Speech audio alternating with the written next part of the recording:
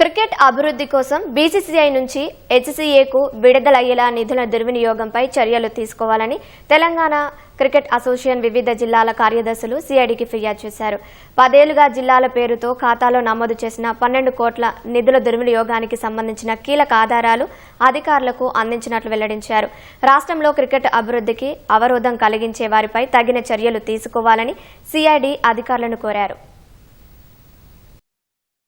చాలా రకాలుగా క్రికెట్ అసోసియేషన్లో జాబులు ఉంటాయి.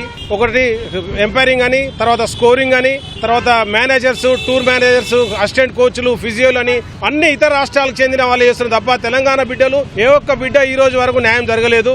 అన్ని ఏజ్ గ్రూప్స్ కూడా బయట వేరే రాష్ట్రాల నుంచి ఆడిన పిల్లలే ఆడుతున్నారు తప్ప మా తెలంగాణ జిల్లా పిల్లలు ఎవరు కూడా ఆడడం లేదు. అది పైసలు ఇస్తేనే సెలెక్షన్ అవుతున్నది. ఈవెన్ క్లబ్ లో ఆడడానికి కూడా ఓపెనింగ్ ఆడాలంటే ₹1,00,000, ఓపెనింగ్ బౌలింగ్ ఆడాలంటే ₹1,00,000. ఈ విధంగా కొన్ని సెటిల్మెంట్ చేసుకొని ఫిక్స్ రేట్లు పెట్టుకొని క్రికెట్ రన్ చేస్తున్నారు. సో ఇవన్నీ మేము క్లియర్ గా సిఐడికి వివరించి చెప్పినాము.